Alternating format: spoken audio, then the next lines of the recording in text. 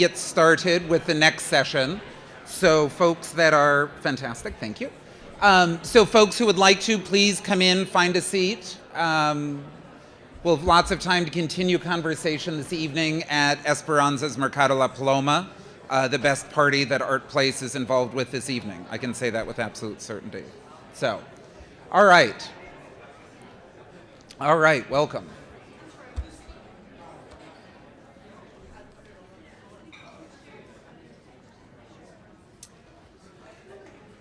All right, so we're going to launch into a session that sort of looks at people and place and people, whatever combination we want to look at.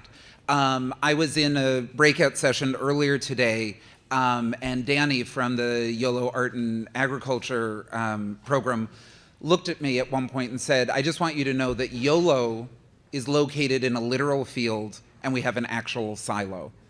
So, in terms of field building and silos, I think we should all go to YOLO. So, I sort of touched on this a little bit yesterday in the opening session. I think it was Nato who asked a question that sort of led me to this.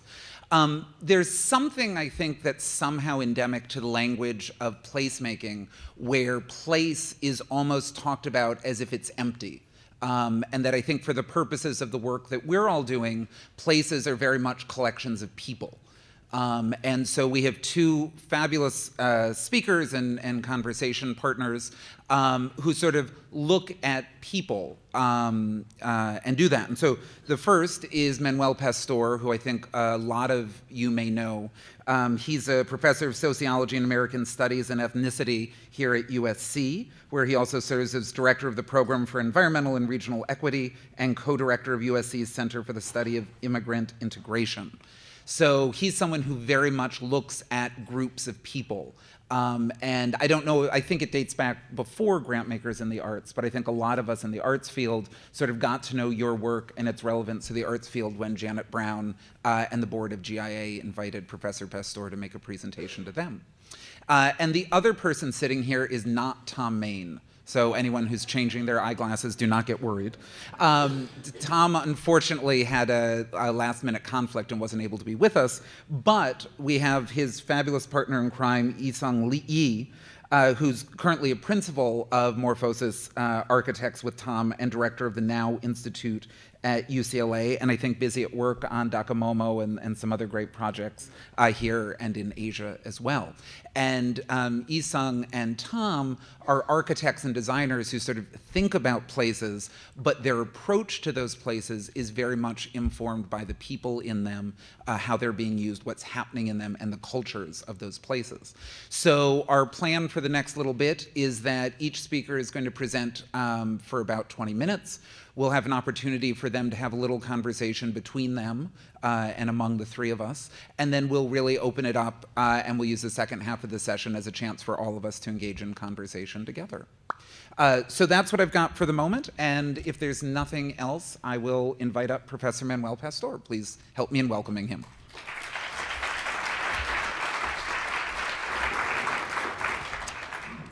Thank you. It's a pleasure to be here. Particularly because you're so close to USC, it was a very easy commute for me. Naturally, I drove because I'm an Angelino, and that's our human right to drive short distances. You know, I wanted to relate to you what I was asked to talk about because I went back to the email and I noticed that when Jamie asked me, he said that this would be an important way to look at places as living collections of people. That he also hoped that I would discuss equity, inclusion, arts, and sustainability through the lens of geography, American studies, and ethnicity. He then wanted me to look at the ways that people influence place, place influences people, and the non-static nature of people and places. He then asked me just a week ago whether or not I would discuss comprehensive immigration reform and the likelihood of it passing in this congressional session. Just yesterday, he called me. I was somewhat panicked. He wanted me to comment on Putin's invasion of the Ukraine and whether or not art could play a role in sort of bringing folks together. And just on the way up here, it was sort of a surprise to me. He whispered that he was hoping that I would comment on the tragedy that occurred this last year when a woman who'd done so much for intercultural understanding but then been denied the Nobel Peace Prize, Siley Myrus. Whether or not, I mean, it's twerking after all. And by the way, if you didn't get that joke, you're way too old. So what I'm going to do instead is talk a little bit about demographic change, a little bit about placemaking, a little bit about the role of art. And before I do, and I pardon if some of you have heard this, some of you have not. While I'm speaking, my voice might break a little bit. I actually have a speech disorder that's called spasmodic dysphonia. It's what Diane Reems on NPR has. So it will sound like I'm being emotional. I am. But I always like to assure people, just like her, it gets treated once a month with Botox, believe it or not, because that's how we treat everything in Los Angeles. So for some of you, the happiest day of the year might be Christmas or Hanukkah or the day you get a grant for your particular art project, or it might just be this conference. For people like me, the happiest day of the year is the day the census releases its data, because it means that we can dig in and find out what really happened in America. And when the last census release happened, what we found out was that the growth rate for the Latino population in the United States was 43% over the previous decade. For the Asian Pacific Islander population, also 43%. For the African American population, 12%. For the non-Hispanic white population, only 1%. So 43%, 1%, those are pretty big differences. And so for people like me, on the night that Obama was reelected with 39% of the vote, and all of those commentators were slapping their foreheads going, America has changed, I kept saying, where were you when I was giving speeches the last year? So America is changing. This is the next America. And what's important to realize about the next America is the following. When most people think about the demographic change, they tend to think it's being driven by immigration. But that is no longer true. Immigration in the country is slowing down. Net migration from Mexico is actually zero.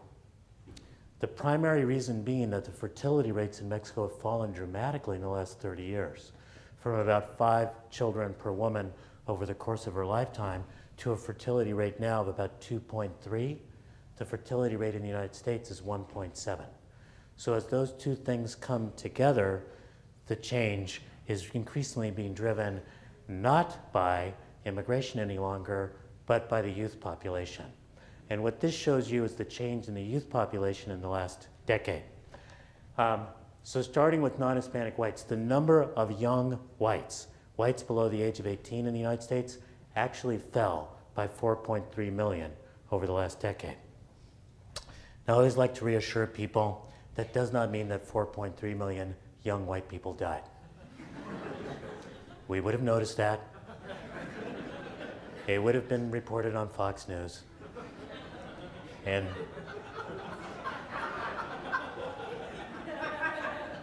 it would have been blamed on Obamacare. So what it means is that more people are moving into 19 and 20 than are moving into 1 and 2. So the net number falls. Net number of African Americans fell by about 200,000. Some of that redesignation to multiracial, but much less than most people think. The number of young Latinos in the United States went up by 4.8 million. The number of Asian Pacific Islanders by about 800,000. That's the next America. That's who's going to be our working population, our artistic population, our consuming population. And what it means is that by the year 2043 or so, the United States will be a so-called majority-minority country that is majority people of color. Interestingly, about a decade before that, the majority of the workforce will be people of color. Last year was the first year the majority of births were to people of color. Now, that may seem like a lot of change, but we've actually been here before. If you look at the percent non-Hispanic white for the United States in 2000, it's about 69%, projected to go to about 45% in the year 2050. That demographic change in the United States over the next, last decade and the next 40 years is roughly the demographic change that California went through between 1980 and 2000. So I know it sounds arrogant when we say it, but it's just true. California is America fast forward. And it's America fast forward in terms of the demography. It's also been America fast forward in terms of the inequality that's occurred. Here, the widening divide happened in Los Angeles and then the rest of the state much more quickly than the rest of the country. And it's also been on the cusp in terms of making some new changes we'll kind of talk about as I get to the end of this short period of time. Now, it's a very interesting set of statistics. Demographers say that they know the exact day that California became majority people of color. And I remember it, actually, because I kept getting phone calls from reporters all day long going, we're majority minority, we're majority minority, we're majority minority. What's it mean? What's it mean? What's it mean? There was a tone of anxiety in their voice. Finally, I said, I don't know.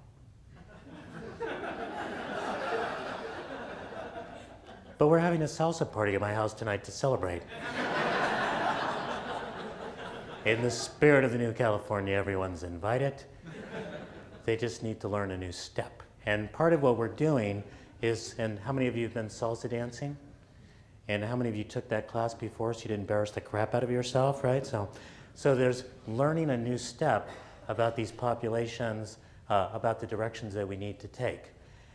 And while it's been happening in California first, there's something really significant for you to know, which is the following. The only large of the 100 largest metro areas, Baltimore, Detroit, Chicago, Atlanta, San Antonio, you name it. The only large metropolitan area in the United States that in the last 10 years did not see an increase in the number of Hispanic children, you're in it. Los Angeles. Because the demographic processes are slowing down here. The immigrant populations are older, more settled, having less children. Every white person who was going to leave has left, right? So we are in a situation in which our demography is settling. In fact, for the last 3 years, Los Angeles, which received 1/4 of the nation's immigrants in the 1980s, in the last 3 years, the share of foreign-born has been on the decline. So there's a kind of settling of this demographic process that's occurring in California. And when people think about this demographic change, what they often imagine is that, yes, the US will be majority people of color, but that's because California is going to be 150% minority, right? Super minorities, right, in California. But really, this demographic change is occurring all over the country. This is a map we've been doing with PolicyLink. The darker shades represent higher share of people of color, the darkest shade being greater than 50% people of color. In 1980, the United States looked like people often think. The Black Belt of the South, the borderlands of Texas with Mexico, the Hispanic and Native American areas of New Mexico and Arizona. You'll note if you look at California that there was only one county in California that had crossed the threshold of being greater than 50% people of color. That was Imperial County on the border of Mexico. Here's what happened in 1990, in the year 2000, and with the last census. But most significantly, here's what's happening in the next 30 years, 2020, 2030, 2040. So diversity is coming to a theater near you. That is, it's something that's happening all over the country that's changing demography. And the other thing that's really significant for those of you who are interested in making place, and presumably all of you are, is that the most rapid demographic change that's going on is no longer in America's central cities. Why? Because America's central cities are retaining a lot of young millennials, including whites, attracting some older folks moving back, the so-called empty nesters. A lot of our central cities are actually seeing an increase in their percent white. Where the diversity is occurring is in America's suburbs, and in particular in the suburbs that are the inner ring suburbs. So if you look at Los Angeles, here are the lighter colors or the whiter colors in 1980, And you could see that that's changed dramatically. Basically, only Santa Monica's left. So go enjoy it.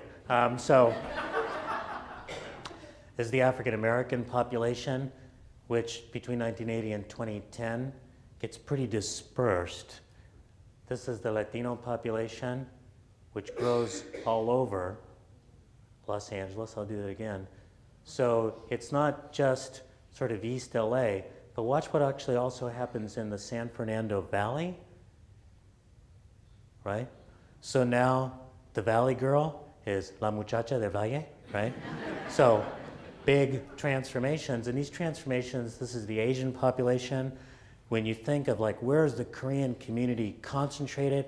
I know the first thought that's gonna come to your mind if you're from out of town is Koreatown, which is, by the way, 75% Latino.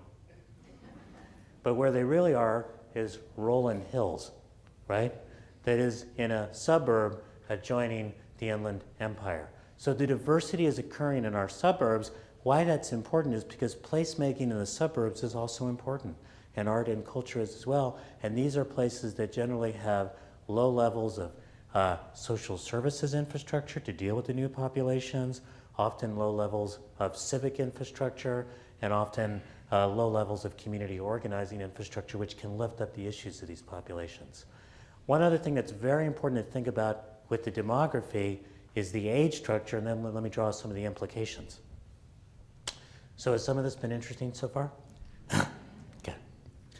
So really the most interesting statistic from the census is the age distribution.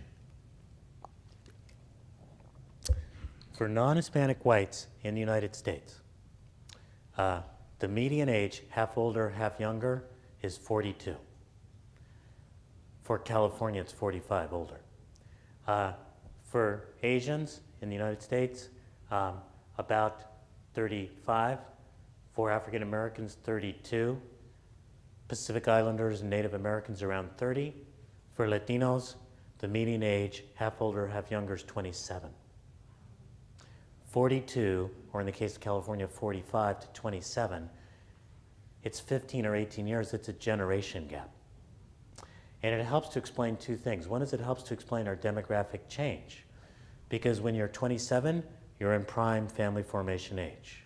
When you're 42, you think you're in prime family formation age. You may be, go for it. But the other thing it helps to explain is the distance between generations that's playing out in our politics in terms of an older population not seeing itself in a younger population and not being willing to make the investments in education, in arts education, in culture, in a number of other things. And that has real impacts. We've been doing a study with PolicyLink which looks at spending per child for education in the United States. The lighter areas, less spending, as contrasted to the generation gap. And you could see it's basically a photo negative. That is, where the generation gap is the biggest, people are spending less on education and other investments for the future. And by the way, if you're looking at that map and saying to yourself, I don't know, maybe it's just a visual correlation. We did this using a time series cross-section fixed effects regression in which we controlled for every variable that explains the level of education spending, and we still found it. And if you didn't understand that because you're an artist and you didn't take graduate statistics, which you should have, all it means is I'm right. So these are some of the issues facing us, along with the context of growing income inequality in the United States. So the key question is then, what are the implications for place? One of the things that I think is a real implication for place, and it's something that Jamie was lifting up, is that in fact, place is not static, but constantly changing. The suburbs that we thought of as the white space of our cities are actually becoming much more diverse. There's a wonderful book I encourage you to read called Southland, which talks about the sort of changing places in Los Angeles and reminds us that South Central was once a location that had Japanese Americans and African Americans living side by side. It's actually now a place that's about 80% Latino. That's a huge kind of big change that's gone on in South LA. So we need to both uncover the histories of places and also recognize that places are not static, that change takes place and that people are busy producing that change through culture.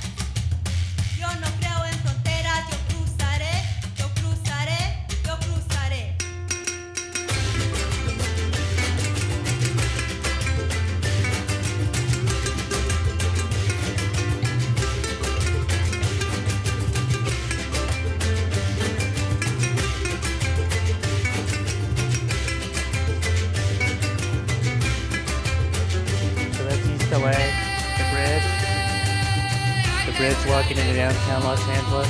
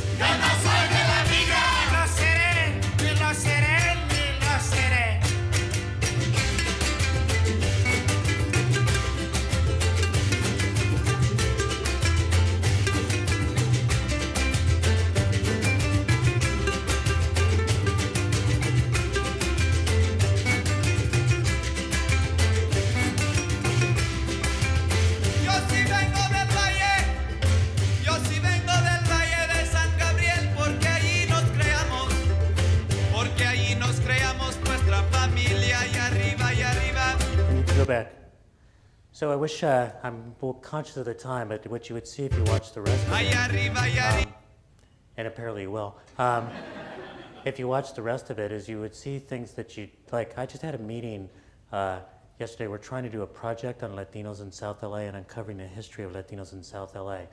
And there's an older woman who's going to be part of it, who herself came and was undocumented in East Los Angeles, Mid-City, and then had friends move to South LA. But the two young people who were part of it, what they wound up sharing was their love for ska punk. Because for Latinos in South LA, ska punk is apparently a really big thing. And they were talking about the clubs that are there, and there's skaters, and there's all this kind of mixing of culture. And if you went through this, you would have seen bikers. And you would have seen the fact that what they're doing is reinventing a traditional song, La Bamba, that Richie Valens made popular through rock and roll, calling it La Bamba Rebelde, the rebel La Bamba, and then having a song about the key lines of which was, I don't believe in borders, I will cross them. And making that part of making and there's beautiful scenes of the places, Mariachi Plaza being claimed by these young people with all the work that they're doing.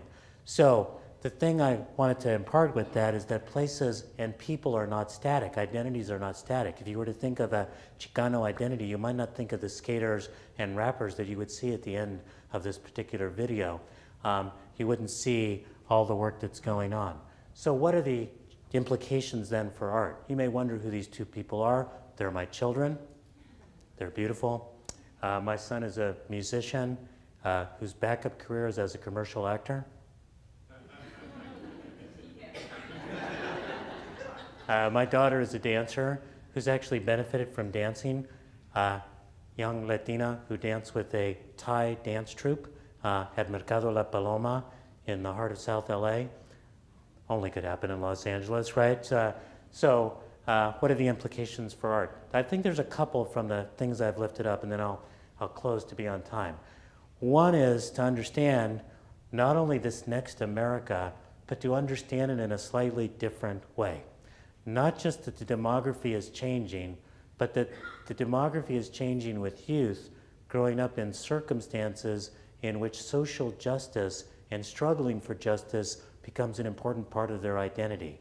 Notice that in the middle of that song by Las Cafeteras from East Los Angeles, there's a whole rap going on about undocumented immigration reform, etc. What the research is showing us is that social justice activities for young people help give them a story or a narrative in which to fit their life. And that allows them to have more resilience moving forward. So the kids who do social justice work, for example, in high school, when they get to college and maybe they don't do so well on that first exam, they don't blame it on themselves. They understand that the schools that they went to were part of a system that did not deliver opportunity equitably. They've got a story of resilience, a story of struggle. And one of the really key things, I think, for art to be thinking about, and in particular the making of place, is that the social justice story needs to be an important part of that. They're key, these young people are growing up with tremendous inequality, feeling like they've got a way to tackle it is important. The next thing that I guess I'll close with, because I am always trying to be on time, is the following.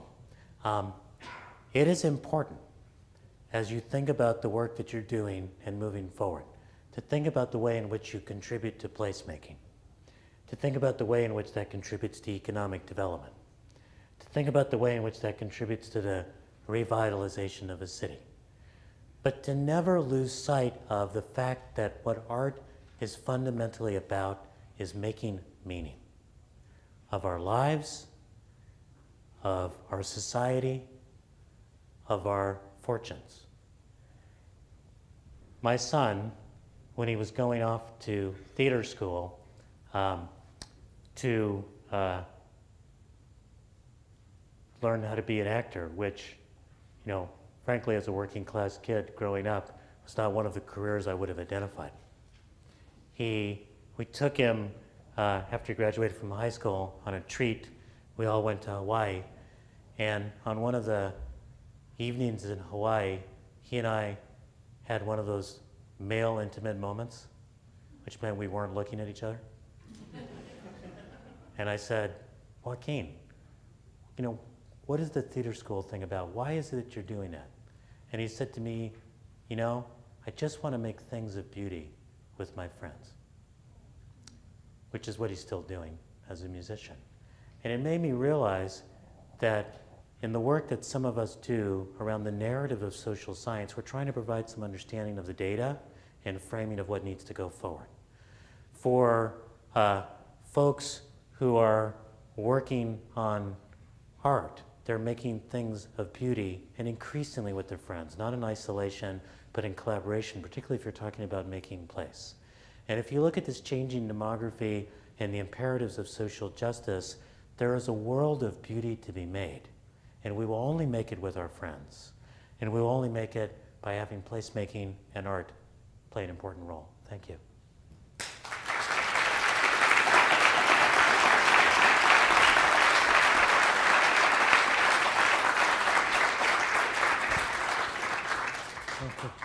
That was, oops, I'm just wait on the mic. I think we're just going to switch over the presentation. Sure. And as we do that, please join me. So Yisung and the work that they do take a lot of the data and take a lot of the information that Manuel is looking at and then translate that into places and sort of how do you take that data, how do you take those people, and then how do you approach place through that lens. So let me turn things over to Yisung. Thank you. That's quite a hard act to follow. First of all, I apologize for Thom's absence. He actually replaced both of his knees and simply is not mobile. So in his absence, the second oldest person in the office was tasked to come, and I ask for your forgiveness and understanding as we share what we do. We're the head of a group called the Now Institute. It's been about 10 years that we formed this organization. Let me see if I could, as they're switching. About 10 years ago, we looked at our colleagues across the campus at the engineering and at the science and medical school, and realized that here we have a whole group of brilliant postgraduate students working in conjunction with the professional world, where they're gaining access and experience of and the limitations and the challenges of reality, while being exposed to an incredible wealth of new kind of tooling and new issues that are being brought forth by the professional end. And they're developing now new cures for cancer and new materials. And we were just kind of scratching our head and said, why can't we do the same thing on the urban planning and on the urban design end? And if we do our research all the way up till maybe like the 1970s, the United States and the world was actually together in this kind of synergy between planning and urban design. And somewhere in the 70s, it kind of split. So the word urban planning now is more associated with policy, and then the word urban design is much more associated with design, or as we joke, one writes more, one draws more. And now we come upon a place in our society and our history where I think we have to now reclaim a conjoining of the powers of policy and the instruments of interpretation that urban design comes forth. So just quickly, if you're not familiar, this is Thom right now is the current architect on President Obama's Committee for Arts and Culture. This will actually come back to play on a project for us. He is also the Pritzker Prize laureate, and one of the reasons we were able to win the Pritzker Prize was because we were looking at significant government projects where we were advancing sustainability way before it became trendy and cliche. If you know this thing called LEED that came in 2001, we were advancing green strategies in 1998. I presented a green paper to the Clinton and the Bush administration as a way that somehow government and leadership has to take forth and actually be stewards of a larger value system for the country.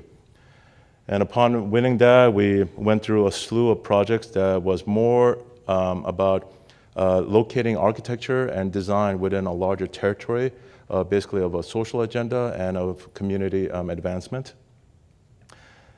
With all the books that comes with it as part of our awareness campaign. But today, I just want to kind of focus on the initiatives of what we do over at the Now Institute. We publish a series of these books that are always conjoined with our yearly research that we do on behalf of governments all over the world. And one of the examples that we did was to kind of still contribute to the LA River and all the other ongoing discussions within the city. I'm not going to present what we did chronologically. I'm just going to do it thematically into two halves. The first half is going to be culture's impact on sustainable cities, and I'll probably address that through a couple of projects that we have. We realize that culture is not static. Naturally, it evolves to reflect the changing nature of a society and nature. What we are actually very kind of cognizant of is that we look at history. Now, it might be a little bit strange for the group at Morphosis to look at history if you're aware of our architecture, which formally might be a little bit assertive. It's simply because I teach history I used to be at USC, now over UCLA. The recognition of history is a recognition of progress. It's as simple as that. And so once everybody understands that and understands that history and the definition and the advancement of culture is not a static enterprise, we can all now be comfortable in appropriating the legacy and the heritage of those who came before us, especially the raison d'etre of the places that actually conjoined and that actually contributed to the making of that community. So for us, culture actually means heritage, the arts, and ultimately a sheer sense of identity. I think as human beings, we are driven to differentiate ourselves. Every one of you are dressed differently. All the hairstyles are dressed differently. We oscillate between personal identification and our differentiation within the community, but then also kind of go back to the identity of the community as a whole. This map kind of shows you all the cities that we've worked with, from Los Angeles to Madrid to New Orleans and Beijing, and right now for 2 years we're down in Haiti. So the first project that we did is culture and sustainability. And let me just go through this. We were asked by the city of New Orleans after Katrina to come in and do an assessment plan. And our assessment simply kind of understood what everybody colloquially understood, which is basically you should not be living on the lower Ninth Ward where there is actually a historical kind of example of flooding and hurricanes. So if we know that basically hurricanes come to New Orleans every 3 years, perhaps it's probably wiser to actually do a much more proactive multi-generational planning. We actually advocated for a reduction of the New Orleans footprint and put that to the city. And while that, by the way, that is actually a diagram of hurricanes every 3 years going through New Orleans. We also understood that as we propose something macro, that at the same time, and these are basically the growth of the city, and that actually represents the flooded zones where 80% of New Orleans was underwater. We also had to then understand that perhaps communities still want to identify with that place, even if ecologically and infrastructurally, it was actually a wrong strategy. And so with that in mind, we also came up with, okay, let's then design a house. So we took basically the legacy of the shotgun house, which is what this is in plan, and was determined to actually build like a Noah's Ark, a house that would float in case it would actually flood.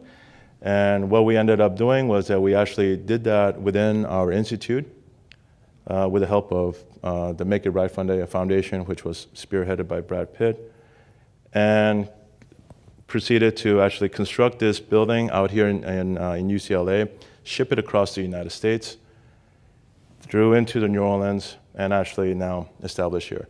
This house is operational. A family is living in there. The house is capable of actually being off the grid and floating, truly like a Noah's Ark for about 20 days in case of a severe flood. And this somehow represents for us the larger macro and the micro level of engagement with these urban policy issues. So, and from here, we went into a conversation and a collaboration with the Obama administration. Obama at this point was really interested in looking at rescuing 8 dying American cities. And the middle-sized American cities were defined by population of about 500,000. And they were simply dying because their manufacturing base has gone overseas. And I'm not going to go into the 8 cities because this one is more about a survey of the Now Institute, but that project was called the Cultures Now project. It spanned for 2 years. We had to deputize 8 universities, including Harvard, MIT, UPenn, University of Michigan, Ohio, and Arizona, and all to basically look at their own specific cities that the White House has basically located. And the interesting thing about this is we first began to actually criticize the government, even though the government was actually asking us to do this thing, by also understanding that the United States actually ranks 11th in terms of the government's patronage of the arts and culture.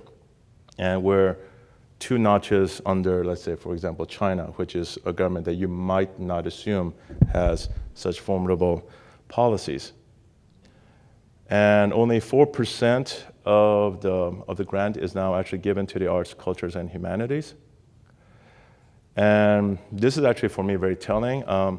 Of the Mayor's Institute on City Design, the grant disbursement of 2011 of $3 million, only $3 million was divided among 25 cities. So by the time any city got any money, it was only 100,000, and we all know 100,000 really doesn't carry much for a city, especially if it's the size of LA. And this was actually kind of interesting. It's a diagram that we kind of drew based on statistics, where the size of the dots actually represents the amount of funding that the government grants. So this is, of course, Department of Transportation, Department of Energy, House and Urban Development, and the EPA. Now, there's actually a 5th institution, which is inside that little dot. That's the NEA. If we blow them up, that's actually the real size relative to the data. So Given this kind of an extraordinary environment, we are faced with a lot of policy challenges as well as challenges on the ground. So, our recommendation, of course, to the administration is let's conjoin and basically use the culture as a literal and strategic stitching among all these institutions. And this has, and I know right now the diagram is rather simplistic, but for us, it actually represents more like a Trojan horse. Rather than a position of resistance, one versus the other, it's like, okay, let's do more research and let's actually be smarter about it, where I'm going to actually do more like a Tai Chi move, where I know what you want, and I'm going to actually use that for me. And it's probably the most realistic way of actually conjoining all the forces together, rather than saying, oh, you're bad, I'm good, and locating territories. So, for example, so one of the things that we did, and this is purely speculative, of course, 7 out of 10 of the US cities are actually in the Southwest, believe it or not, of the largest US cities population-wise. And future growth, we deem, are actually located within these territories. And on this future growth, we actually looked at the Sun Corridor as an engine for Tucson, Arizona, which was one of the 8 cities located by the government. And at Tucson, we realized that 2% of the Southwest land area can theoretically power 100% of the U.S. power demand. Even if we were to be completely conservative and shave this by 75%, is still a significant number, at least statistically, on paper. So, places like Tucson has 350 days out of 356 of getting sun. And so spatially and kind of graphically, we began to just understand the impact of these solar farms on the city. When we do things like this, we're not advocating for these huge farms of solar voltaics landing in the middle of the city, but it provides everybody with a real visual graphic scalar, kind of a representation of the impact on the urban condition. And so, for example, in 2020, we could actually have this capacity where by 2040, Tucson now becomes an energy exporter and actually now takes advantage of something that is inherent to the local culture. So it's this mode where research actually allows us to legitimize an architectural and a spatial and a strategic position on behalf of all constituents. The second part is actually on culture and specific on urbanism. This one actually goes back now to the origin of our group. This is when we actually were conjoining with the city of LA to do these studies of looking at how to bring in 30,000 people within the city. At that point, we weren't looking specifically at demographics, but we're just looking at even just the possibility. But in order to do that, at the turn of the century, we realized we had to produce an almanac for the city. And LA Now 1 represents an almanac where every single map, every single data was mined and collected and kind of redrawn under the single authorship of the institution. One of the shocking discoveries that we did was, of course, none of the departments talk to each other. So the way that the city would be divided by the Department of Engineering, the Bureau of Engineering, was completely different from transportation, MTA, completely different from all these other divisions. So somebody had to kind of bring in and actually make sure that the right hand was talking to the left hand in terms of having a comprehensive platform. So these are just pages where one of them was actually kind of the location of culture, but culture located both within a definition of art and culture also located within the definition of basically race and ethnicity. And through a photographic kind of representations, the complete redrawing and kind of making a comprehensive documentation of the entire city, and then making proposals such as this that allows governments to actually speculate on the future. For those of you, for some of you, you probably remember a time when cities everywhere in the world would just kind of come out with this, LA 2020, LA 2040, LA 2050 visions. And these were like these somewhat kind of heroic, maybe sometimes a little bit nonsense, but what they did was that they were aspirational. They were aspirational, and even though they would have had, let's say, certain kind of problematics embedded with them, it allowed everybody, every citizen, to kind of understand a certain kind of territory of what the government intended to do, and at least we could actually critique or support that idea based on a comprehensive document, right? A comprehensive document that had actually visuals. That time has now long gone.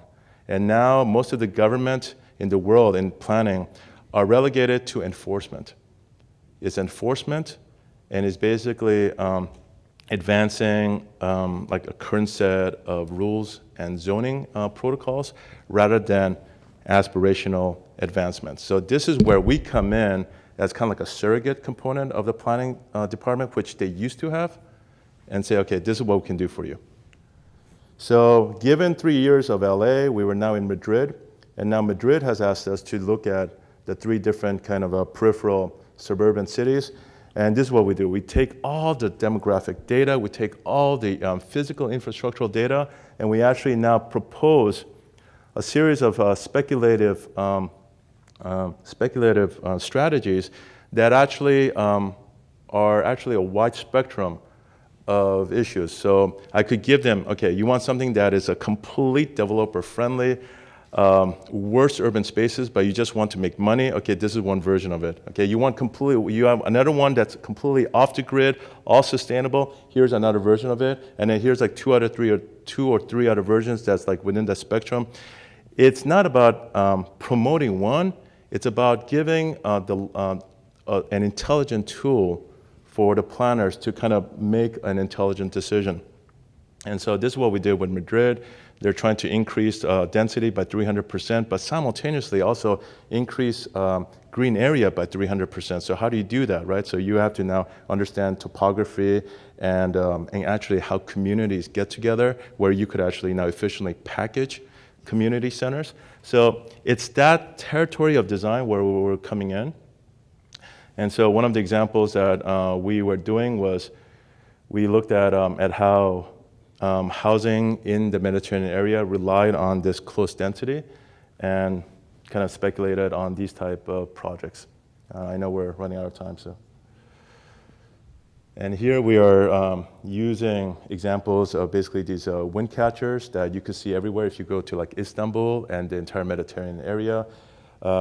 We rely on basically kind of a close density proximity because there is a cultural legacy in terms of community space sharing that has come from that region. It is not a proposal that we blindly just said, okay, oh, this is how we like it to look, just do this. It actually came from an analysis of heritage and legacy. And these are tiny units, but the tiny units actually are kind of strengthened by the density of which they want to kind of live within this proximity. So that's actually one example. And now currently, we're in Haiti. I've been in Haiti for about 2 years. I just came back from Haiti after a couple of weeks. And we're in Haiti because right now, again, in conversation with the Obama administration, but also more independently with UCLA, ultimately, our desire is to affect policy. With no policy, we could talk end on end. And really, the entire kind of advancement of creating kind of places becomes a lot more kind of arduous. So as we understand and as we participate and as we contribute to basically kind of the grassroots agenda and at the middle tier an agenda for the developers, ultimately we are curious, but we also believe that at the upper level, once we affect policy, it starts to kind of rain down. And it's a difficult position for us to understand, but with Haiti, and given our studies over in Africa, once you actually have a government that is trying so much to do with so little, you actually are in a position where you actually can get up to the government level. So within a year and a half, we've been now mandated to look into Haiti by the government, resurrecting their cities. Haiti has a proud legacy, and this is like the last piece I'm going to end with. They were defeated. They were the only country that defeated Napoleon, other than the English. Christopher Columbus landed in Haiti, so there's a lot of these legacies. The earthquake actually, of course, destroyed a majority of the city, But the amazing thing about the people of Haiti is that they have this amazing capacity for art. Okay, I remember when I was doing actually a study on basically post-violent resilience, and we were looking at Fukushima, at how the Japanese would actually try to kind of find a security. And for them, it had to do with community organization. You know, so you saw pictures of people lining up for some water, even though there's complete devastation. There was like no police, but people will actually police themselves. I remember looking at basically the communities in Sichuan, where after the earthquake, they went back to their clans. So every community has a different way of going back to that one singular route that actually provides them security. And for the people of Haiti, it's arts. So in this complete devastated landscape, you saw art everywhere. Everybody was trying to make art out of literally the debris and the chaos of the surrounding. And with that, that's been now our main strategy for the government. So this is like art that you see, and this art here, these artists, they actually started to present themselves over in UCLA. And then, so these are a series of these almanacs that we did. There's a first of this type in Haiti, where for us, it's a way of kind of legitimizing our understanding socially and culturally of a nation and of a people that we are completely unaware of as of like 2 years ago. And so the Now Institute absolutely relies on a collaborative experience of understanding all the data that comes from it that are both quantifiable data and qualitative data. And so everything that we do relies on a series of partners on the ground that do actually kind of provide a scholarship as well as colloquial informations of what it means to be on the ground. For example, we're just simply asking, you know, Haiti has the greatest percentage of a coastline relative to the landmass, but no one fishes. No one uses the water. Why is that? Because culturally, the water was always seen as a source of attack from foreign invaders and colonizers, like the French. So for them, even the name Haiti actually means mountainous land. So for them, culturally, it's about the mountains. That's where they feel comfortable for. It's not about the water, even though all of us will come into Haiti and say, oh my God, you have like this amazing resource. Why aren't you doing something with it? So it's that level of cultural awareness that we have to locate our strategies with the government. And so after doing a series of this is like a 550-page book that's going to be released in 2 weeks for the government. I'm just going to go through pages. I'm not going to bore you with all the explanations. We actually do go out on the field and meet with community leaders and get their experiences, empirical information as well as statistical information. And finally, this year, after doing a year of due diligence and goodwill, we are now officially tasked by the United Nations and by UNESCO and the federal government to revitalize the city of Cap-Haïtien. This is where Napoleon was defeated and where Christopher Columbus landed. And our job is to replan this city. And we're going in there because, I'm going to show you why, this is where the historical center of the city is. This is where the template for the French Quarter of New Orleans was actually from the city of Cap-Haïtien as a legacy, as a DNA. And so if you go to the historical core, very beautiful, very tranquil. But this is actually a small part of the story. The real story is actually on the backside, which is this. And it's this incredible river that right now, about 8 years ago, was actually a very, very clear running water, has now turned into an open sewer. And now we've been asked to remediate this river and replenish this informal settlement community vis-a-vis the instrumentation and the strategies of cultural awareness, basically community placemaking, and I'm not using that word only because we're using it, it's actually the word that we're using with the government, and as a way of understanding how they live as families, as a way of actually now promoting a whole new kind of sustainable method of urban planning and urban design. And so I've just been tasked with this job of 2 weeks ago to actually now plan a revitalization and phasing diagram for this city. And hopefully this is where we're going to be, and hopefully we can actually remediate this and then return it to this glorious path. These are the fortresses, and this is actually now the cover for our future book on captation that hopefully we can release with the government.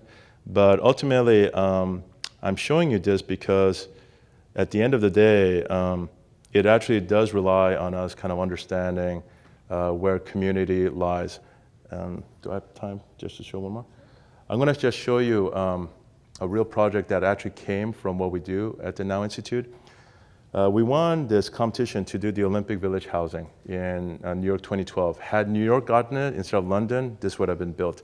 But I'll tell you one reason why we got this. This is off in New York, out here in Queens. And it's right here, this site. And we actually kind of designed this long, snaky bar that actually had all the athletic housing. Now, the reason we won this was not because of the shape of the housing or the design of the housing. We won it for one simple reason. We did research. We did research into the needs of the demographics up in this community and realized basically the children had no access to parks and to any athletic field. And that became our singular mission, was to actually propose a long-term plan that after the Olympics are over, that we actually give over about 75% of the facilities here back to the community. That was a done deal. And that's where we realized the power of kind of understanding community needs and understanding the larger kind of cultural legacy of each one of these communities at multiple generational phases, which is actually the kind of key to make a long, sustainable community. And I go around and I talk about the word sustainability is not really about energy. Energy is about 30% of it from an engineering point of view. Sustainability is actually, half of it is, of course, technological, but the other half really has to do with culture. Regional specificities, heritage, lifestyle, legacy, behavior patterns. And we are now entering a period where sustainability cannot just be a copy-paste enterprise all over the world. Every region, just like politics, just like the notion of democracy changes everywhere around you go in the world, we've now entered that phase of sustainability and the role of meaning to each kind of community. So we simply have to do our homework and understand that in order to serve this group and to actually win this as a professional architect, for example, it really relies on serving this need that was technically outside the boundaries of what we did. So what we did here was that we basically swapped it out. And in the end,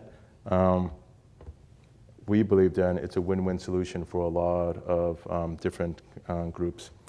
So I think with that, thank you. Thank you. So let me kick things off with a question for each of you guys, and then I will open it up to the audience for conversation discussions. We'll have a couple of mic runners who will be doing that. Manuel, one of the questions that sort of consistently comes up around a lot of the work that folks are doing is who authentically gets to speak for a place, or who are the locals? I was in a session earlier, I think it was Michael, I can't remember, who said that his community's definition of local was when the last person who remembers your arrival dies, right? That's the moment you become a local. But I think from the numbers you've shown us, places are constantly in flux, people are moving. And just as folks begin to approach projects in their community, that notion of sort of local, outsider, interloper, gentrifier, immigrant, I mean, there's sort of a collection of words and ideas there.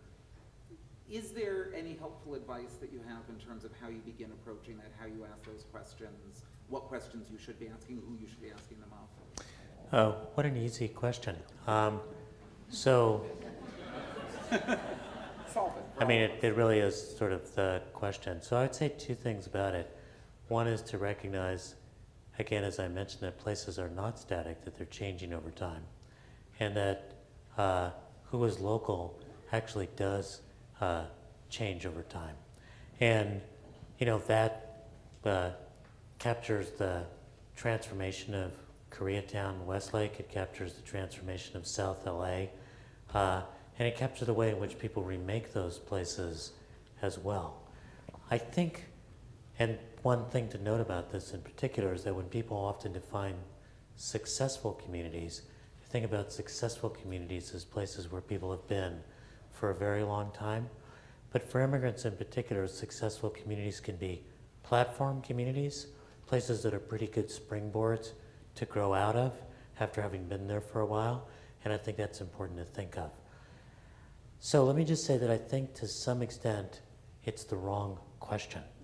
The reason why it's the wrong question is because what you really want to do is improve people's lives and improve the places that they live in, instead of thinking that somehow those are counterposed. And if you go into the idea of improving a place without thinking about the paramount issue of equity, justice, inclusion, and democracy, then gentrification and displacement will be the result. If you go in to improve a place thinking about who lives there now, how can their place there be honored? How can they find a role in the new community that's going to be emerging? Then you're going to start thinking about mechanisms to make sure that people can buy in. You're going to think about rent control mechanisms so people don't get priced out. You're going to think when you're doing transit-oriented development that you surely don't want to displace the people who actually use transit, right? Instead, you want to try to make sure that you've created a lot of affordable housing, et cetera. So I think that we're often thinking about the wrong question in terms of authenticity, instead of thinking about whether or not we've got a program that reflects the best values of equity and inclusion, even as we're transforming place and creating opportunities for people.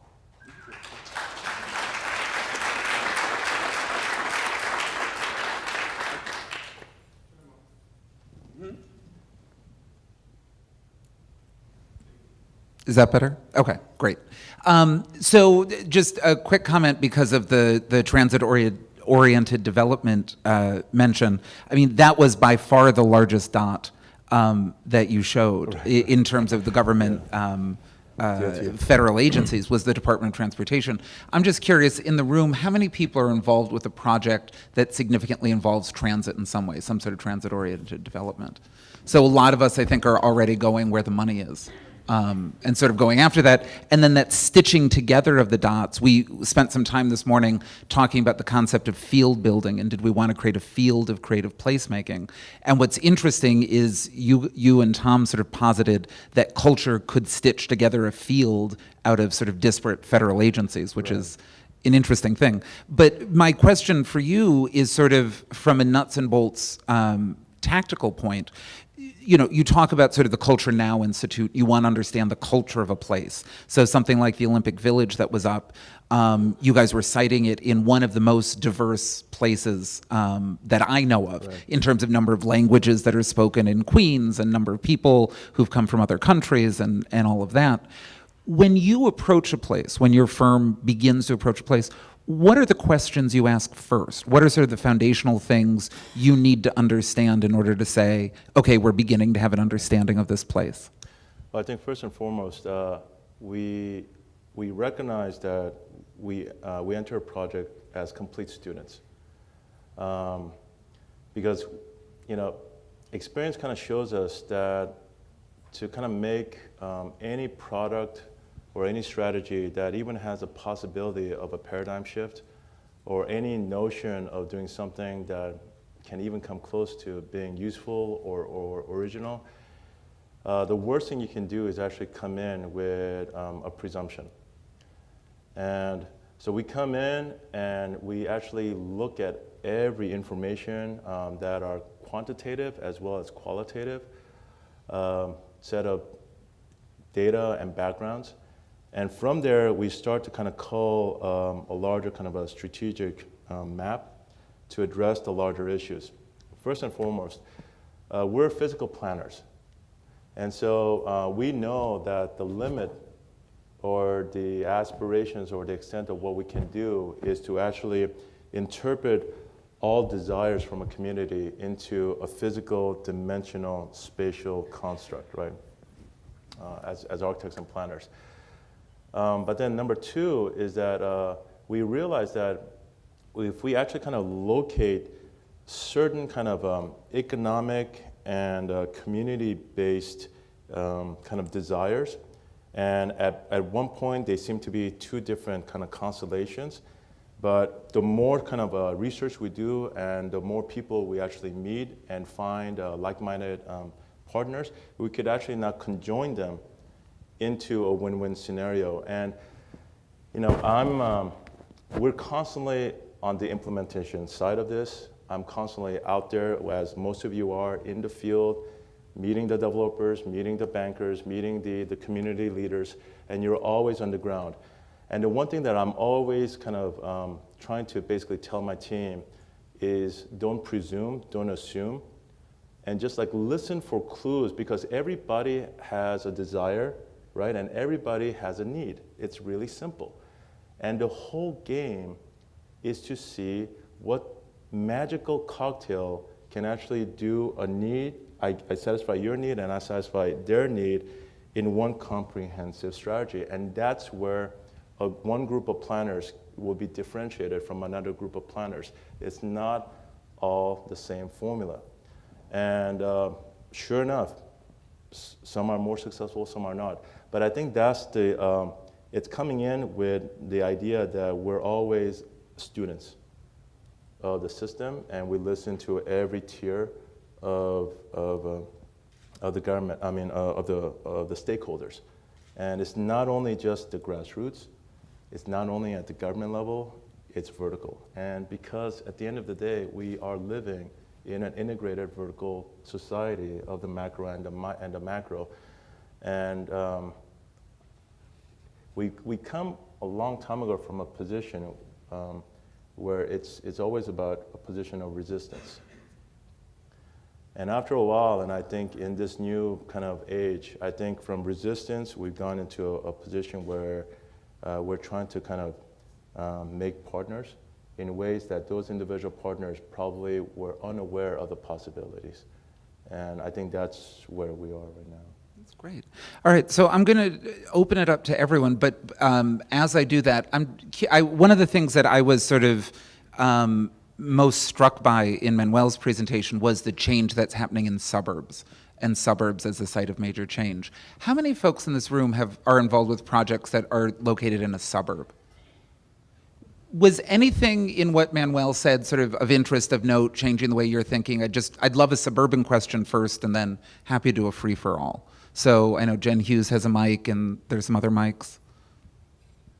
And if there are, in fact, no suburban questions, we'll take any question. Great. All right, so let me open it up to anyone. We've got down here. Just wait for a mic for 1 sec. Great. And if you just introduce yourself, and then feel free to ask the question. Actually, it was. Okay. It was actually just to try and coax out a little bit of what you were just asking for. Are there any existing programs people know about that are in the suburbs and are interesting? Might get something more on that. Well, we had a bunch of hands go up, and so I would posit that all of those are interesting programs in the suburb, but that's just because communications for ArtPlace. But are there, Manuel, let me just ask you, are there folks that are specifically looking at what's happening in suburbs? Because I know there's a lot of sort of urban planner, urban design, urbanists in the world. I think there's a growing number of folks who are sort of looking at rural development, but I actually don't know any suburban planners or suburban designers. Well, I think the field's changing a bit. So First Brookings has been putting in a lot of work looking at the changes in suburban America and actually differentiating in a way between our inner ring suburbs, the older suburbs that are very much adjoining the city, and the sort of more exurb areas. So I'm going to give you a couple of facts and then some examples locally that I think are important. So our suburbs in Los Angeles County have exactly the same demographics as the city. Exactly the same demographics, including in terms of share foreign born.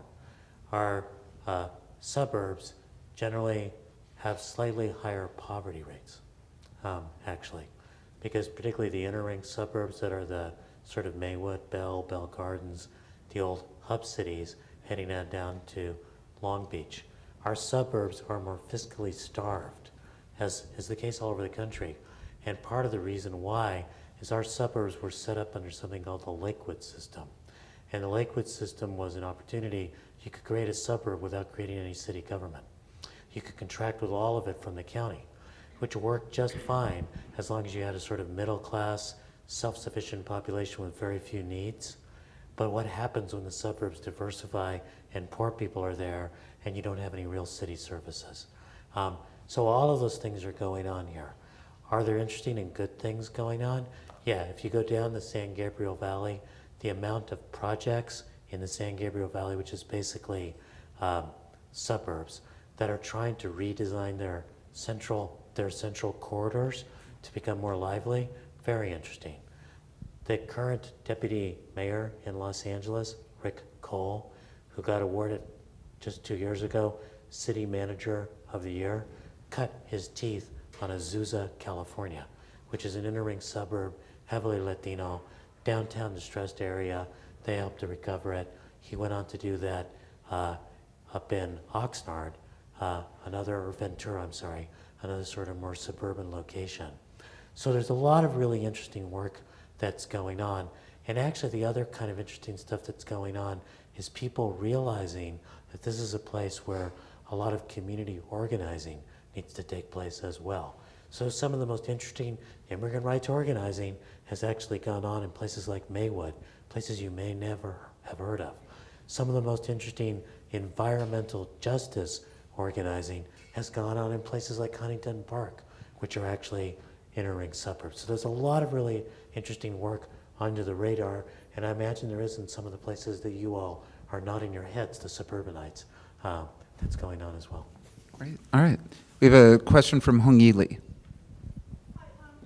Just wait for a mic for a sec so our folks online can hear you. Hi, folks online. Use all three of them.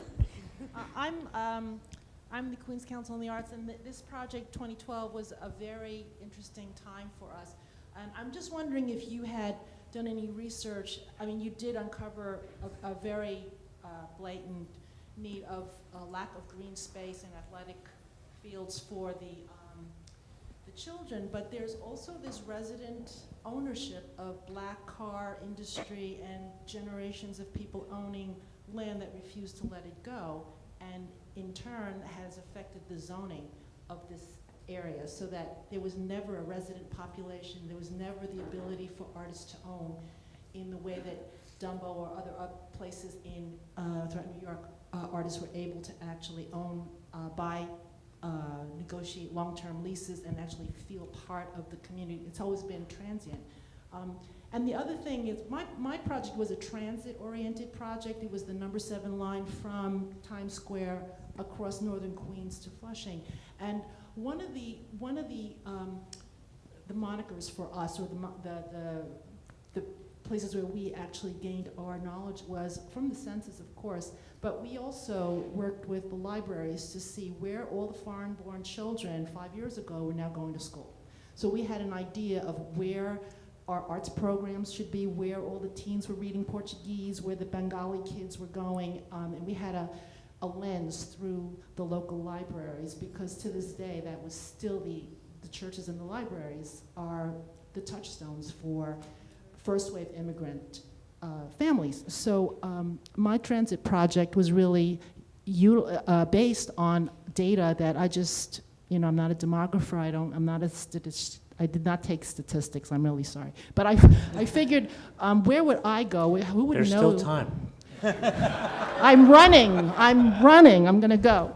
But I use those kinds of data points, and they have been extremely useful to me in figuring out where people are sending their kids to school, where they're sending them to soccer practice, and it corroborates everything that you have said here.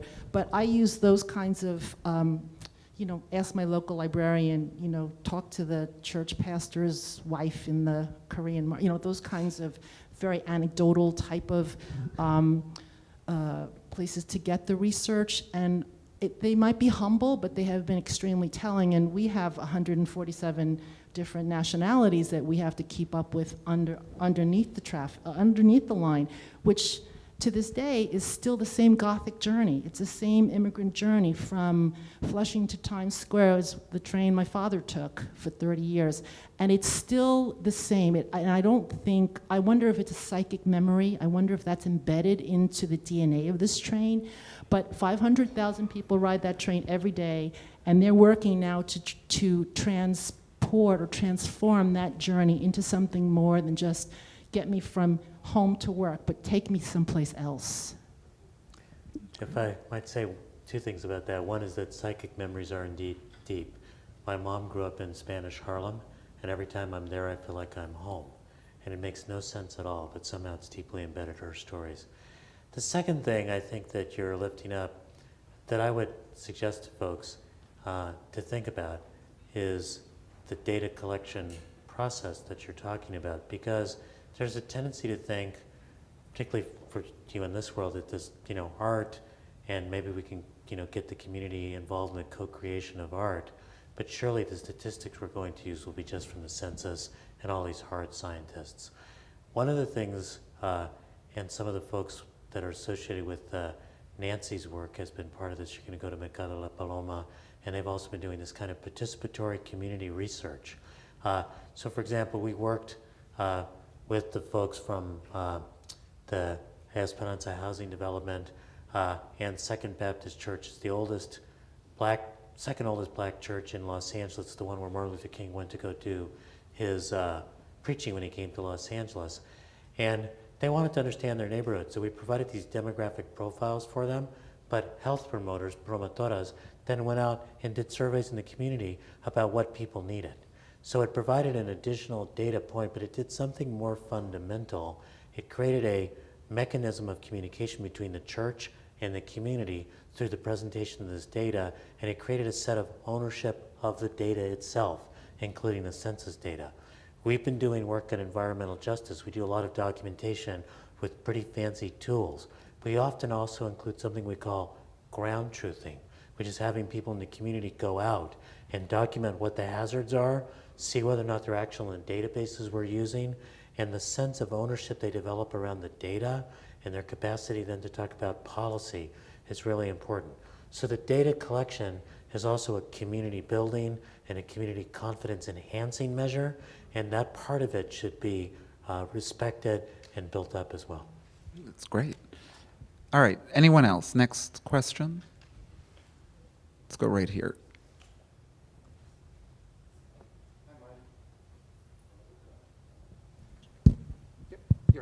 Hello, yes. My name is Russ Rubert. I'm from Springfield, Missouri. And since it's Springfield and you've been talking about the New Orleans thing, I have to say, home of Brad Pitt.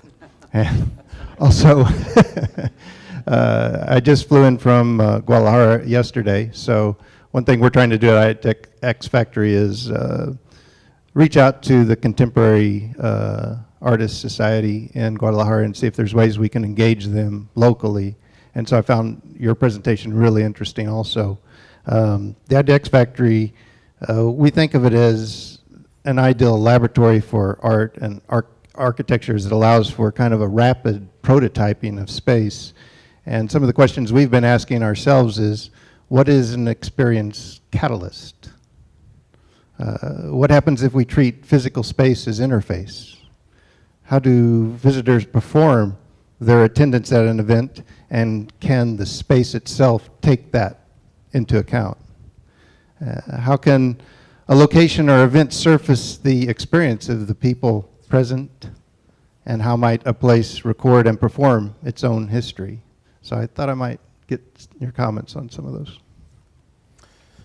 I think the phrases that you mentioned are kind of paraphrases of what we actually use in our own discussions. And I hear you about Brad Pitt, but I also realize that strategically that somehow implementations, like a B-level implementation is still better than an A+ implementation that's just on paper.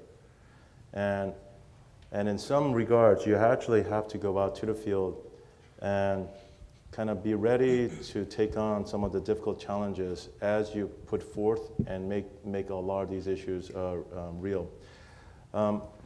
There's a project out right now where we're thinking about talking about here in LA, which has to do with a long sector of a corridor between two adjoining cities, and it just has to do with about bringing back, let's say, like a technological research programming on these abandoned factory buildings.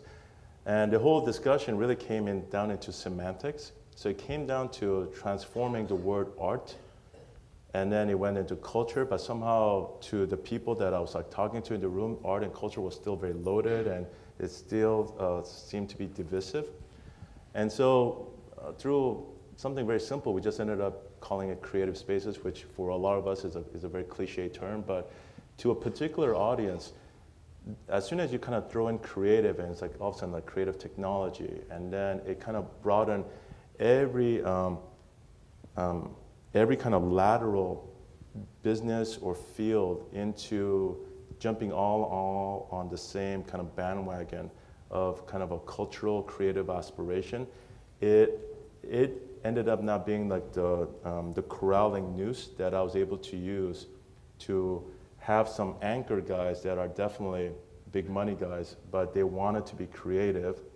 So why don't you just be part of this community? And I know right now there's like the big elephant in the room about gentrification, but at the end of the day, you get these guys as the economic engine, and they kind of buy into the role of basically kind of the physical community making as well as the cultural community making.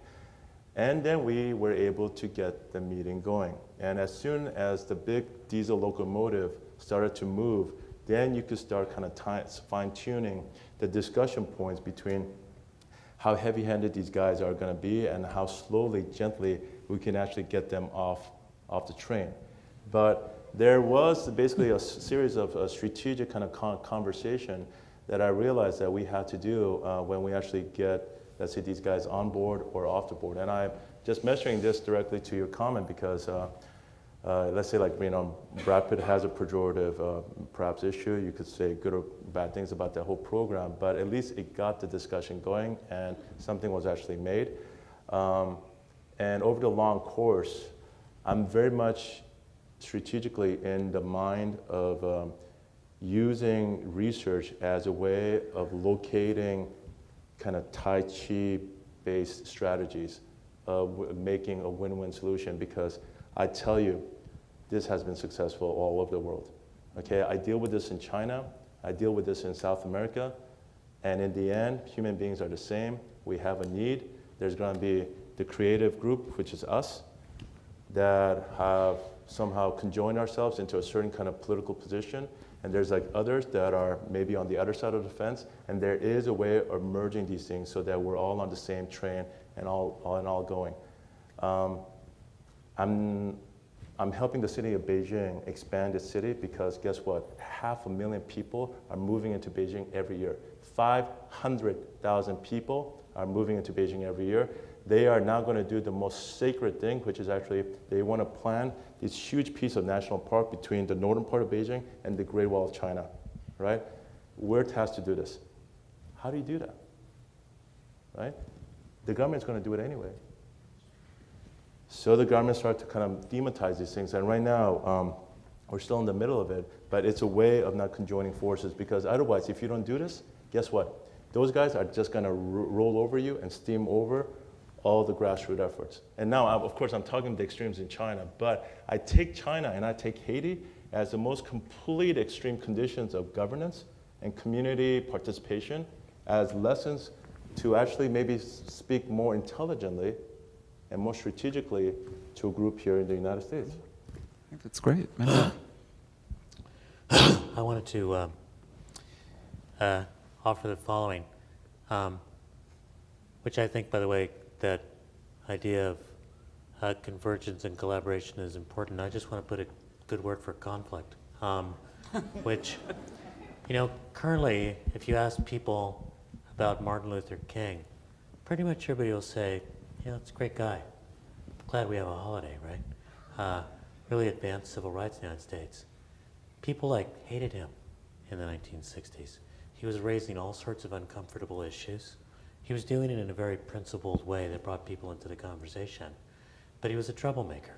He was investigated by the FBI. He was the subject of numerous investigations and arrests. There was a lot of conflict. The people who are raising the issues of gentrification, they're not trying to stop places from transforming. They want to be able to live in those places as they get improved. The people who led the fight for the living wage here in Los Angeles set in place a series of kind of transformations of political power which led to the community benefits agreements that govern the expansion of LA Live right by the Staples Center, and actually set the template for a recent struggle at USC's expansion in which the community didn't get everything it wanted, but unless it had struggled and fought, USC, the place where I work, would have done nothing around gentrification, job development, or anything else. You can go around these issues of park access, right? That's not just coming out of the good of people's hearts. That's coming out of a lot of struggles on the part of communities, principled struggles, ones that eventually try to find the sweet spot, but they actually sit and do that. So when you think about collaboration, the words I'd like to leave you with is that collaboration is principled conflict, right? It's about having some principles that you're going, I mean, if you're collaborating and everybody you're collaborating with already agrees with you, they're just already on your team, right? You weren't collaborating, right? Principled conflict is about having principles that you're going to try to achieve, dealing with the challenges that you were talking about, et cetera. And then having some principles about how you conflict with people. Not a fight that leads you to demonize the other side or accuse them of only caring about, staying in the community or only caring about rapacious development, because we need the community organizers and we need the developers too. We need the artists and we need the business people. But there's going to be conflict in it. And the conflict is actually what helps to produce the creative change. So, just my good word for conflict. Excellent. Pro-conflict. Eric. Applause for, polite applause for conflict. I like it. Eric. Hi, my name is Eric Takashi. I work with the Local Initiative Support Corporation in St. Paul. Dr. Pastore, you said something about how some neighborhoods have served as places for people to grow out of. And I just want to ask if that's a paradigm that we have to accept, or can we actually use arts and culture as a lever to create places where people will choose to stay even as they may make economic gains because of the very culture of the place?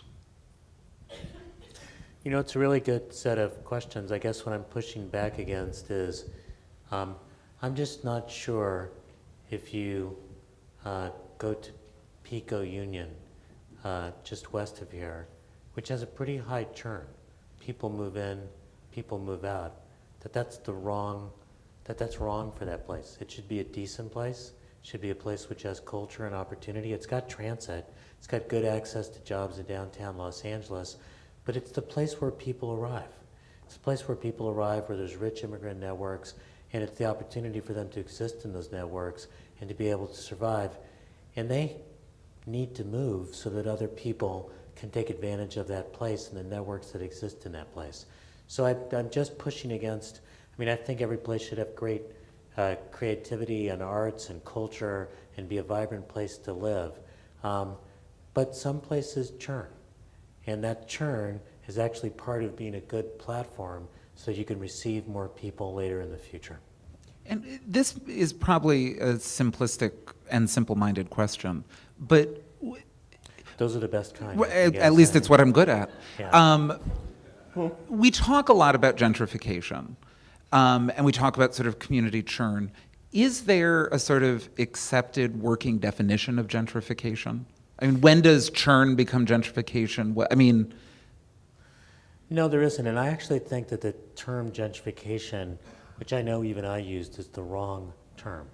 I think the thing you want to look at is displacement, right?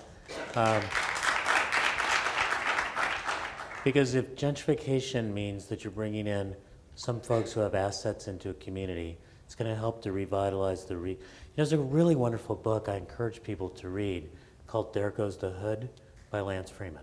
It's about New York.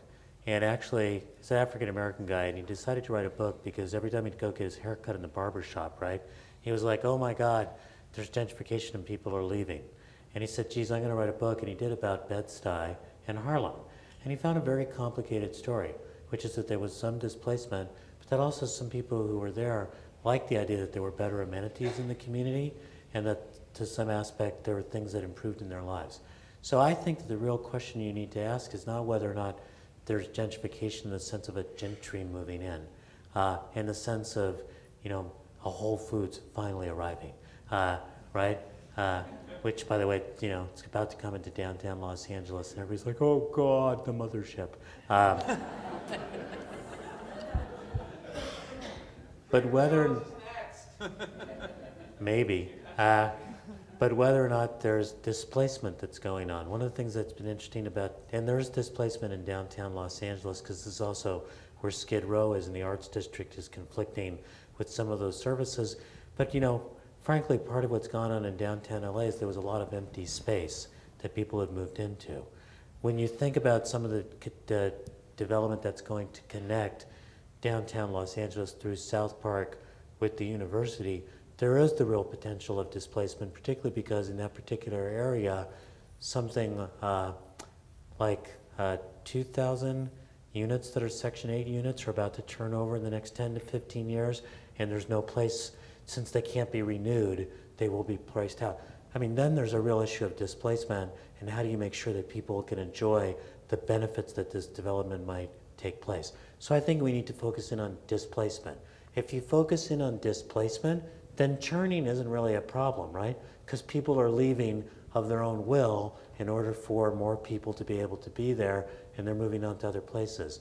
If people who've made an enormous investment in the community themselves, maybe not financially, but simply by living there, being part of the fabric, can no longer afford to live there, that's displacement.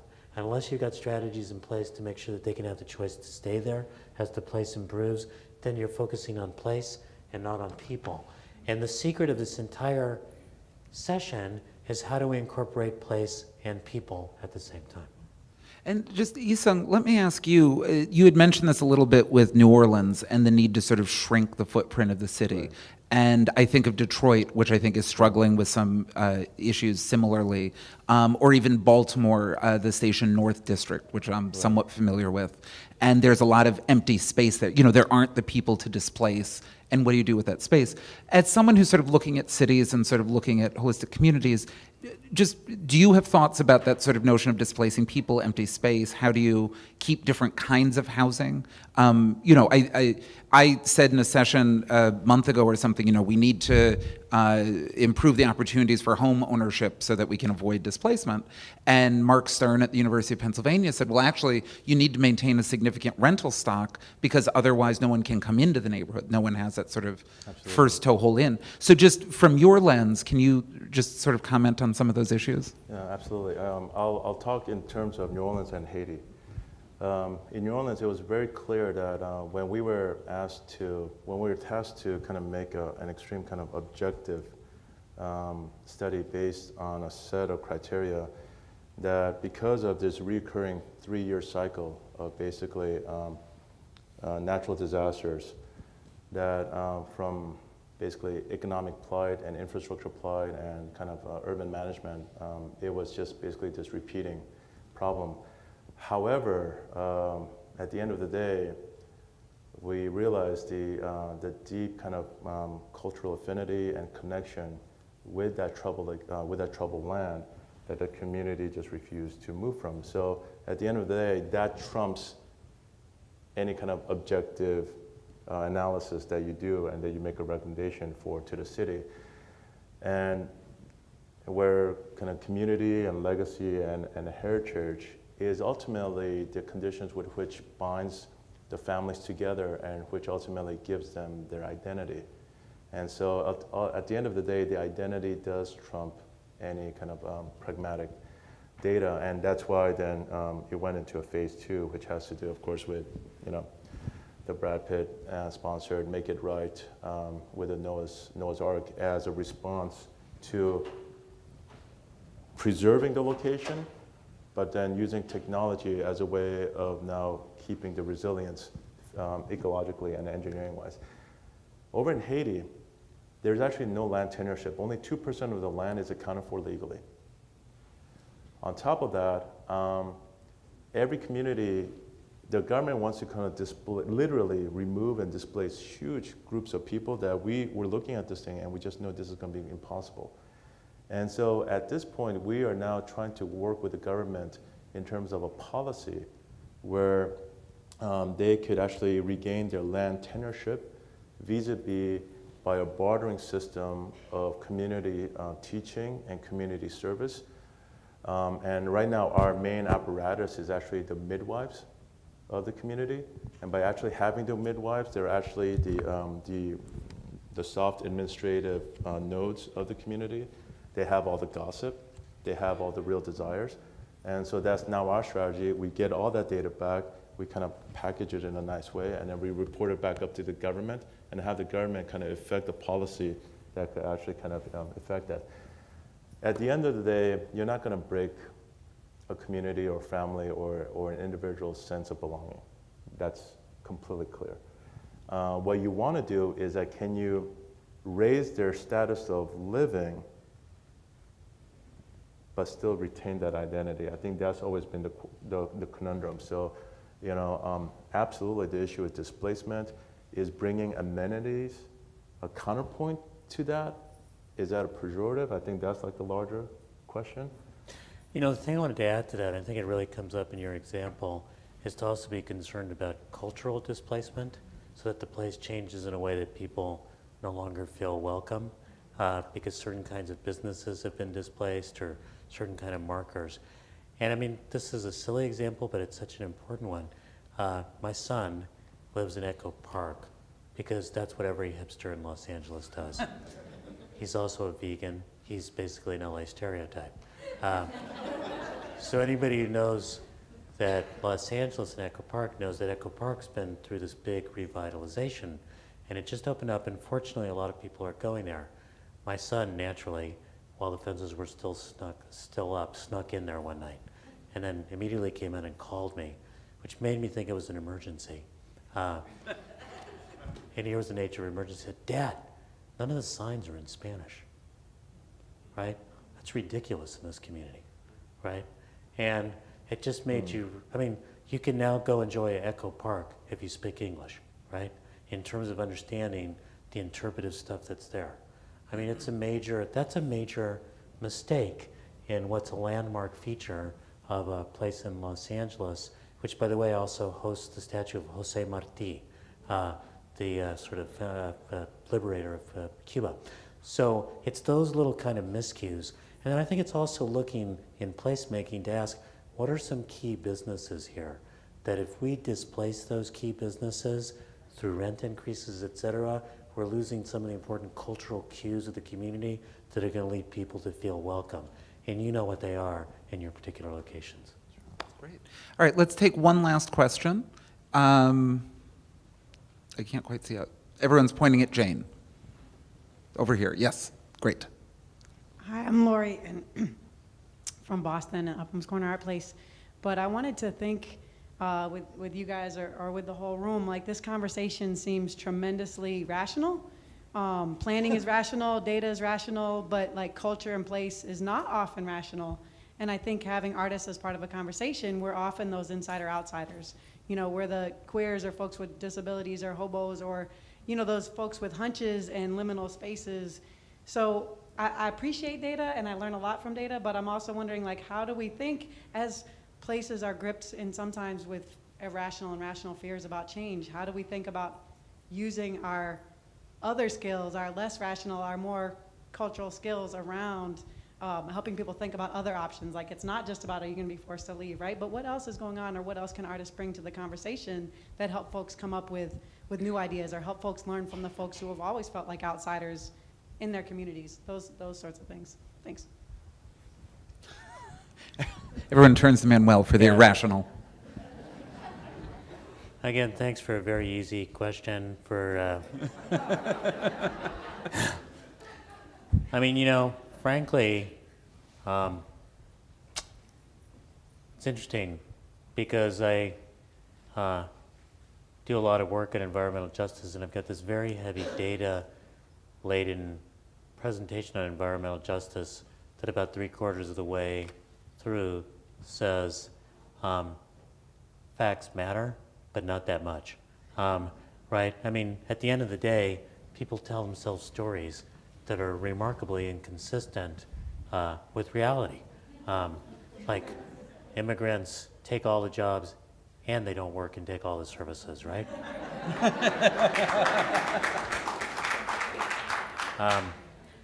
So I think there's no real replacement for on-the-ground community organizing one-on-one that essentially does a very important thing, which we don't often think about, and maybe this is a good way for at least me to end, is it sort of humanizes the other, right? And it makes that conversation take place. What it reminds me of is when I was in graduate school, which is a stressful time. I used to play basketball every day because it made me feel like I wasn't in graduate school. And this was in 1981 in Northampton, Massachusetts, and it was the second year that I used to play basketball every day and on the street. And they were going to have a gay pride, the second gay pride parade, and I got asked to be, I'm not gay, I got asked to be a marshal for the gay pride parade. And so I said, yeah, sure. And so I was a marshal for the gay pride parade, and while I was marshaling and walking along and stuff like that, like everybody I played basketball was on the side, and they were like, right? This is 1981. It's a much more homophobic, particularly in sports kind of era. And on the Monday, I came back to the court, and you know, they said, well, are ya? Right? And I said, what difference would it make? And for the next year, I played ball as a gay basketball player. I was sort of the... You were the first. I was sort of the Jason Collins of my time. And I remember at the end of that, one day I was picking up a check from the bank with my wife. I must have been very happy about the check because I gave her a kiss. And one of the ball players came up to me and hugged me and said, you're straight, right? But the point was that for a year, they were forced to act as though the other was in the room, right? They were playing with a gay ball player, at least they thought, right? And they had to curb the homophobic comments and deal with their homophobia. And what I've always kept from that is that we ourselves need to act as though the hobo or the queer or the person who's incredibly marginalized or the immigrant or the African-American mother struggling, as though he or she is in the room, even if they can't physically be in the room. That if we act like that, and then we work to build the community organizing that actually connects communities together, we can begin to really build out the picture where the data does matter, because we get beyond the irrationalities and fears of the other. But to do that, we have to meet the other, and those of us who are in rooms where the other isn't, we need to make sure that that other is in the room, even if they can't physically be there. I think that's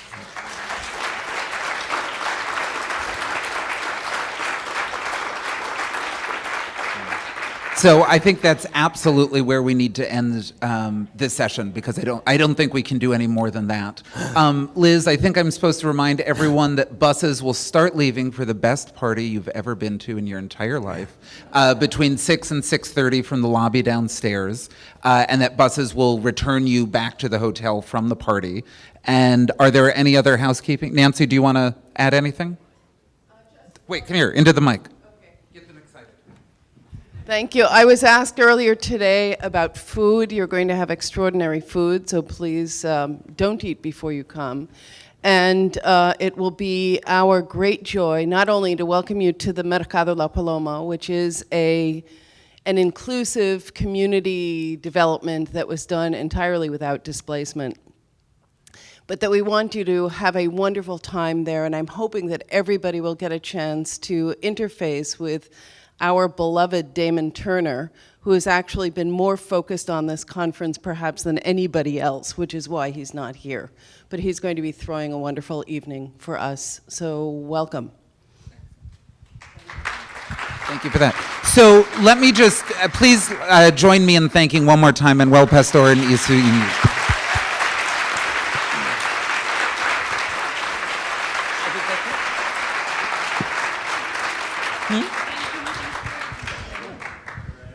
Okay, just so that everybody's clear, so we're gonna